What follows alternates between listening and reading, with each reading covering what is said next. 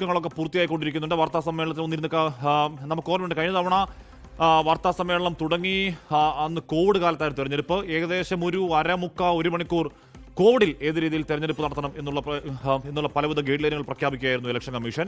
5 വർഷങ്ങൾക്കിപ്പുറം അങ്ങനെ ഒരു സാഹചര്യമില്ല. അതുകൊണ്ട് ഒരുപക്ഷെ കുറച്ച് നേരത്തെ കൂടി വാർത്താ സമ്മേളനം തുടങ്ങി എന്തായാലും അതിൻ്റെ അവസാന സമയം മാത്രമേ തീയതി പ്രഖ്യാപനം ഉണ്ടാവുകയുള്ളൂ. ആദ്യഘട്ടത്തിൽ ഈ പറയുന്ന സുരക്ഷാ ക്രമീകരണങ്ങൾ ശക്തമാക്കുന്നതിനെ പറ്റി ഈ സംസ്ഥാനങ്ങളിലൊക്കെ ഇലക്ഷൻ കമ്മീഷൻ സന്ദർശനം നടത്തി പോയതാണ്. അപ്പോൾ കണ്ട കാര്യങ്ങളെപ്പറ്റി ഉള്ള ഒരുക്കങ്ങളെപ്പറ്റിയൊക്കെ വളരെ വിശദമായി പറഞ്ഞ് ഏറ്റവും ഒടുവിലാണ് തേങ്ങാപൊട്ടിക്ക് സ്വാമി എന്ന് പറഞ്ഞ് പലയാവർത്തി പറഞ്ഞതിന് ശേഷം മാത്രം ഏറ്റവും ഒടുവിൽ മാത്രമേ ആ തീയതി പ്രഖ്യാപനത്തിലേക്ക് വരുള്ളൂ. അതാണ് അതിൻ്റെ ഏറ്റവും നിർണായക ഭാഗം. ആ തീയതി പ്രഖ്യാപനം തന്നെയാണ്.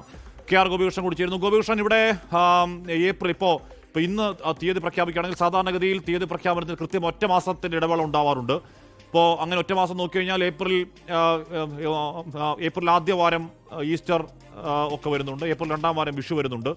അത് കഴിഞ്ഞ് ഒരു ഏപ്രിൽ 17 മുതൽ 24 വരെ ഇടയ്ക്കൊരു ദിവസം എന്നുള്ളതാണ് ഇപ്പോൾ പൊതുവെ കരുതപ്പെടുന്നത്. ഗോപികൃഷ്ണൻ, ഹാഷ്മി, രാഷ്ട്രീയ കേരളം വളരെ ആകാംക്ഷയോടുകൂടി കാത്തിരിക്കുകയാണ് കേന്ദ്ര തെരഞ്ഞെടുപ്പ് കമ്മീഷന്റെ വാർത്താ സമ്മേളനത്തിന് വേണ്ടി. നേരത്തെ ഹാഷ്മി സൂചിപ്പിച്ചതുപോലെ തന്നെ കേരളത്തെ സംബന്ധിച്ച് വിഷു ആഘോഷം പ്രധാനമായും കമ്മീഷൻ പരിഗണിക്കും. കാരണം 15-ാം തീയതി, ഏപ്രിൽ 15, 16 തീയതികൾ വിട്ടൊരു തീയതിയിലേക്കായിരിക്കും തെരഞ്ഞെടുപ്പ് തീയതിയായി പ്രഖ്യാപിക്കാൻ പോകുന്നത്. അതിൽ നമ്മൾ പ്രതീക്ഷിക്കുന്നത് ഒരു 3-ാം വാരത്തിൽ, ഏപ്രിൽ 3-ാം വാരത്തിന്റെ ആദ്യ ദിവസങ്ങളിൽ ഏതെങ്കിലും ഒരു ദിവസമായിരിക്കും തെരഞ്ഞെടുപ്പ് കമ്മീഷൻ വോട്ടെടുപ്പിനായി കണ്ടുവെക്കുക എന്നുള്ളതാണ്.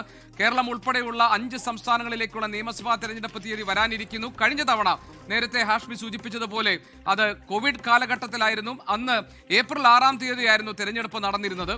ഇത്തവണ അത് വിഷു കഴിഞ്ഞിട്ടുള്ളൊരു ദിവസത്തിലേക്ക് മാറുമെന്ന കാര്യം ഏതാണ്ട് ഉറപ്പാണ്. ഈ വിഷു ആഘോഷം ബാധിക്കാൻ പോകുന്ന 3 ഇടങ്ങൾ എന്ന് പറയുന്നത് കേരളവും തമിഴ്നാടും പുതുച്ചേരിയുമാണ്. പശ്ചിമ ബംഗാളിനെയും അസമിനെയും സംബന്ധിച്ച് അവിടെ ബിഹു ആഘോഷമുണ്ട്. ബിഹു ആഘോഷം ഏതാണ്ട് 10 ദിവസം നീണ്ടു നിൽക്കുന്ന വിപുലമായ ആഘോഷമാണ് ബിഹുവിനുള്ളത്. അപ്പോൾ ഈ കാര്യങ്ങൾ കൂടി പരിഗണിച്ചായിരിക്കും തെരഞ്ഞെടുപ്പ് തീയതി പ്രഖ്യാപിക്കപ്പെടുക. കേരളത്തെ സംബന്ധിച്ച് കേരളം, തമിഴ്നാട്, പുതുച്ചേരി ഇവിടെ ഒറ്റഘട്ടമായിട്ടായിരിക്കും വോട്ടെടുപ്പ് നടക്കാൻ പോകുന്നത്. കഴിഞ്ഞ തവണ പശ്ചിമ ബംഗാളിൽ 8 ഘട്ടമായിട്ടായിരുന്നു, അന്നത്തെ സുരക്ഷാ ക്രമീകരണങ്ങളുടെ ഭാഗമായി 8 ഘട്ടമായിട്ടായിരുന്നു വോട്ടെടുപ്പ് നടന്നിരുന്നത്. അത് ഇക്കുറി 3-4 ഘട്ടമായി ചുരുക്കണം എന്ന ആവശ്യം രാഷ്ട്രീയ പാർട്ടികൾ മുന്നോട്ട് വെച്ചിട്ടുണ്ട്. പരമാവധി ഇപ്പോൾ കേരളം, തമിഴ്നാട്, പുതുച്ചേരി പോലെയിടങ്ങളിലെ വോട്ടെടുപ്പ് ഒറ്റഘട്ടമായിരിക്കുമെന്ന് ഉറപ്പാണ്. അസമിൽ അത് 3 ഘട്ടമായി ആയിട്ട് നടത്തിയിരുന്നു കഴിഞ്ഞ തവണയെങ്കിൽ അത് 2 ഘട്ടമായി കുറയ്ക്കണം എന്നുള്ള ആവശ്യവും രാഷ്ട്രീയ പാർട്ടികൾ തെരഞ്ഞെടുപ്പ് കമ്മീഷന് മുൻപാകെ വെച്ചിട്ടുണ്ട്. കേന്ദ്ര തെരഞ്ഞെടുപ്പ് കമ്മീഷന്റെ യോഗം ഇന്ന് രാവിലെ ചേർന്നു. വൈകിട്ട് 4 മണിക്കാണ് എന്നായിരിക്കും തെരഞ്ഞെടുപ്പ് തീയതി എന്ന് പ്രഖ്യാപിക്കാൻ പോകുന്നത്.